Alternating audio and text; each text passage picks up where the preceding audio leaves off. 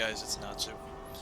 I had a couple requests from people to make a VSS video for the Magic Nightblade in FS Discord, so here it is. A little background about me. I'm a DD with Do Damage Don't Die, or 4D. We were NA's third Godslayer and the world's first all Magicka Godslayer. So, getting started with the setups. This is the overall. I had a couple setups that I deleted, and my set one I should delete because I don't use it, but this is overall what I'm using. So for trash, I am currently running one Slime Girl, one Zon, just for the crit, New Moon's Acolyte on the front bar with the lightning staff, and False God. So I'm currently running a precise. The enchant honestly doesn't matter too much. I just kind of slapped it on because it didn't have one. Obviously a weapon damage enchant on the back, and I run triple bloodthirsty for this. The reason, so I've had a couple people ask why I'm running, you know, 2 crit instead of 2-piece slime crawl, or you know, why I don't run camo hunter. Overall, my minor berserk uptime in my runs were not that bad at all. I'm honestly getting around 70–75% on average. So for me personally, I just don't think it was worth it. On top of me having, you know, major berserk here with the Reaper's Mark, it just never really worked out. This produced more DPS than the alternative options. But if the say the combat prayer uptime's a bit lower, I would slap on either Camo Hunter or Slime Crawl. I'm not really sure which of the 2 options is better. If I had to pick, though, I would honestly go with a 2-piece Slime Crawl. So, looking at these bars here, it might be. A lot of people were skeptical about using Ellie Ring. I was too, until I used it for one raid, and it actually turned out to be hilariously strong. If you're wondering why I have 2 AoE skills on my bar, I have Sap there just because I actually don't have a choice because of Magic Flood passive. So I need to have that on the bar regardless, and between some trash bowls, it's great for. Between some trash bowls, it's really great for just building some ulti. Like, let's say, my group, we start off from Loki's side. The big pole right below the staircase, right before that is where I generally build ulti. What I like to do is I just spam sap there just to proc the other passive, transfer. I mean, it's 2 ultimate, but it's every 4 seconds, so it's not great, but it's not bad either. And you know, I'm slamming out as many potions as I can as well.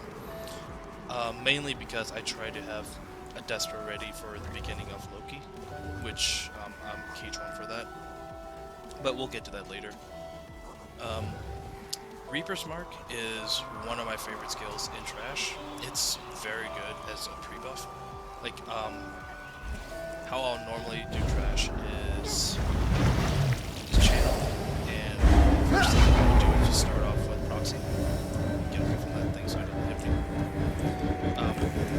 So Proxy, Reaper's Mark, and then just put down the wave.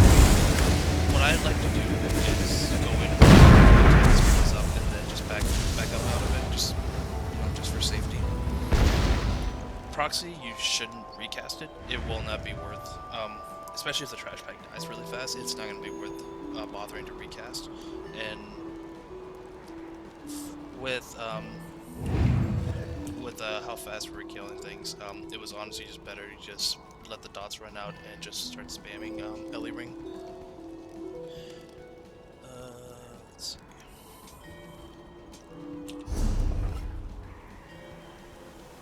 Aside from that, it's pretty self-explanatory.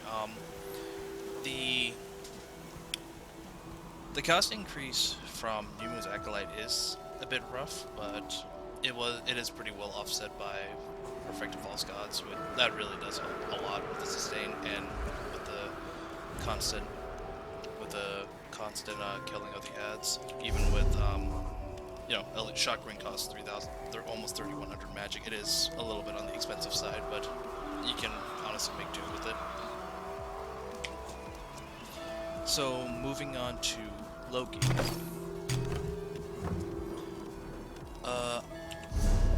I am currently running the 2 crit, same as the trash pool. It's honestly almost identical to my trash pool setup. The only difference being I'm running triple bloodthirsty.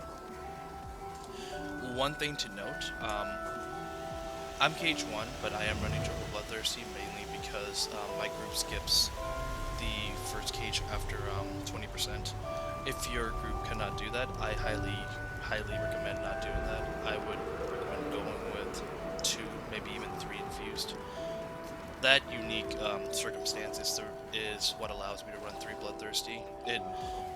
Especially considering that execute is the one phase where I'm actually going to be on the boss the entire time versus, the pre-execute. I'm constantly away going into cages. And personally, I would rather have a different dot here, but unfortunately, I don't really have a better option right now, especially with me needing a siphoning skill in the front bar. But it's nice to have as cage 1 because you can dot up the boss right before you go in. I initially was using degeneration, but if the dragons didn't fly around, it would work. But the issue I had was I kept going into these weird situations where it's just barely worth it to cast it, but if I don't cast it, I lose more damage than I would have gained. But at the same time, like, the dragon's about to fly, or with all those dots, it might make for some really awkward bar swaps just for the spectral bow procs. So I ended up just going with Inner Light. The damage is nearly the same, and my cleave went up quite a bit for Loki. I do not use Incap. Personally, I honestly hate the skill. I personally honestly hate the skill on Mag. The sustain is not really that noticeable, and I'd rather just have the extra multi-gen in trash, and to a smaller degree on Loki in the ad phases when the dragon's flying. And it's just, it scales with CP and everything, unlike Incap, so in the end, this just gave me better results. So when we first started, I actually didn't run 2 crit. I ran Grunwolf, and I took off a shield, put a slow tether on the back bar for the passive, and I ran it that way. The results were, it was a decent bit less. Having the shield is nice, with the barrier, with how much health Mag has, plus the shield, you're running around with 21k health with 50k plus shields. You probably could eat a Frost Age or Heavy Attack at that point. But it was really unneeded, so I just ended up dropping that. And initially I was running Master Architect, but on average I was getting 1, maybe 2 procs per phase. So I just dropped that completely, and I backbarred Destro. And my main goal each trash phase is to just build enough ultis so that I can dump a Destro right before I go into cage 1. One little thing that I picked up from a friend of mine, Aries. One thing I like to do during trash phase, especially if there's an ad left over, is I'm just gonna sit there and just cast siphoning every 4 seconds, keep building ulti, and the light attacks also build ulti as well. It usually does not cause me any issues. Every now and then, I might not be able to generate a Destro right off the bat for when the dragon lands, but usually that's not an issue, and it's a lot of burst, and you don't end up wasting any ulti. I tried using Major Slayer in trash packs, but on Magicka, there's literally so much cleave that we don't even need the extra damage, so I ended up ditching it and going with the front bar New Moon setup. moving on to Yone, there I do run Slayer. I haven't really noticed that much of a personal DPS loss running it, and it gives other people extra DPS, so I ended up choosing to go that route. Here I decided to go with Ellie Weapon. Ellie Weapon still has more single target than Force Pulse. The only reason I ran Force Pulse on the previous boss to help out in Trash Pulse. So for Yone, I'm running Master Architect on the body. I'm on the front bar, and I'm running Mother Sorrow on the permanent 5-piece with 2-piece Grunwolf. The reason for running Grunwolf is, as you can see, I do not have Siphoning Strikes, and I'm also in Bystep Food. Without that, I probably cannot sustain, even with how good the sustain was in that group. I don't think I could have sustained without that. Unless I'm sitting there just eating Symphony procs left and right. So, the reason I decided to ditch Siphoning and Bagbar Soul Tether with Shade, I usually will almost never have 250 ulti to dump a Destro anyway. And the other reason being, Grunwolf has 1-piece, weapon crit, spell crit. So I would lose 1-piece crit, which is about, I believe it's 3.1% crit chance, which is less damage than what Shade normally does. Shade on average does about 4.5 to 5.5% of my total DPS, so it's small differences, but the Shade ended up doing enough DPS where it just wasn't worth, it's worth more than the 3.1% crit chance, and honestly, my crit chance is already really high. With the Minor Prophecy up, I think I'm at almost 80%, so it's really not much that I'm losing. And like I said, Soul Tether just for the backbar passive. Let's move on to Navi. So I am with the downstairs team on Navi. So for downstairs on Navi, I'm running 2-piece Slime Crawl, 5-piece False Gods, and 5-piece Master Architect on the front bar. Oh, and I forgot to mention traits. For Yone, I'm also running Bloodthirsty. I'm running the same on Navi for downstairs.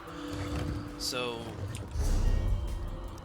I tried out all 3 different spammables, and Swallow Soul was just really nice, just because it sustains the same. I'm building more ulti, and it makes downstairs pretty much brain dead. Like, the amount of incoming self-healing is absolutely absurd. Like, between leeching, healing you 1500 every time you light attack, on top of Swallow Soul healing you for whatever 36% of the damage done was. Between just those 2 alone and the huge health pool that you have, like, you're very tanky downstairs. And overall, like, it's just a lot easier being able to... Nightblade also has a lot of mobility downstairs with Path, so you can easily just kite lightning while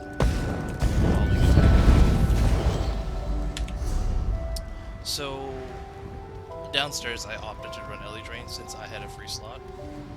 Oh, I wouldn't call it a free slot, but I had the least to lose, and the other 2 downstairs with me were Magic Necro, so their bars were already cluttered as it was. So I am choosing to run Shade. The main reason for that is just because I no longer need to... Crippling Grasp is my strongest single target dot, and I no longer needed that because I now have a different siphoning skill on my front bar, so I opted for Dark Shade, which it gave me better sustain just because it has such a long duration, and it did more damage on top of the minor maim. I mean, you don't really need the minor maim, but it's just a nice little bonus that you get. The back bar looks honestly just like any other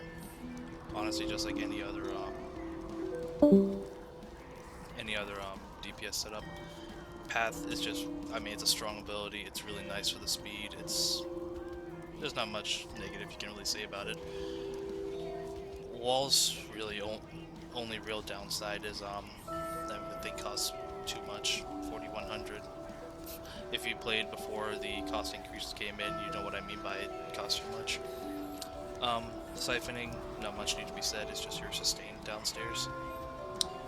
I considered using trap downstairs, but I'd rather just have the stamina just in case, you know, shit happens. Mystic Orb, really nice. It's a really nice and strong, quote-unquote AoE dot, and it's also great for sustain downstairs, just because people can, you know, the 3 people downstairs can just toss orbs at each other and help sustain. The Destro, honestly, is just kind of here. I don't really use it that often. The only time I've ever really used it is in the trash pool right before Navi. I don't have any AoE spammables, so what I do for the trash pool is just, you know, Destro, or Path, just spam. If you're doing a trash pool, like, you know, a normal trash pool, I do not recommend doing that. It's not an ideal spam pool. It's honestly on the weaker side, but as a downstairs DPS, I don't have any other AoE options, so I ended up just going with that for the trash pools between the trash pool before Navi, and if we end up to come up early and have to help out with the ad phase, that's one option you have instead of single targeting the ads. CP wise, this is currently what I'm running. I probably could drop Erosion a little bit more. I was testing New Moon's Acolyte on Yoln, but I never really finished testing it before we got our Magic Godslayer. Personally, I probably would have dropped that a bit more, probably down as low as 6-5. But if you notice, I run slightly higher Thaumaturge than a lot of Nightblades. There's a couple of reasons for it. One being for Cage 1, the other being for downstairs. It's not ideal for me. Like, if I get negated, a lot of my damage kind of goes to shit just because you know, Nightblades are mainly a direct damage class and my dots can only tick for so much. But I try to optimize as much as I can for it, and this is what ended up working best for me. In the end, it's not going to make that big of a difference. You're fighting for small percentages at this point. Red CP, this is what I'm running. Most of the damage you're taking is spell. I can't really think of any damage from Hardy that Hardy would actually block, except for the cat jumps. And I mean, you can just stay out of that, but I just had that there just to have it there. And 32 quick recovery just to make the healer's job for me and Cage a little bit easier. I never really fixed up my green CP. Honestly, I probably would have preferred to put a couple more points into bash focus, but I just had a bunch in sprinter because I'm running on a mag class. But honestly, this is probably a waste. I should have just dumped a bunch into bashing focus to get myself a little bit more DPS and be able to sustain the bashes.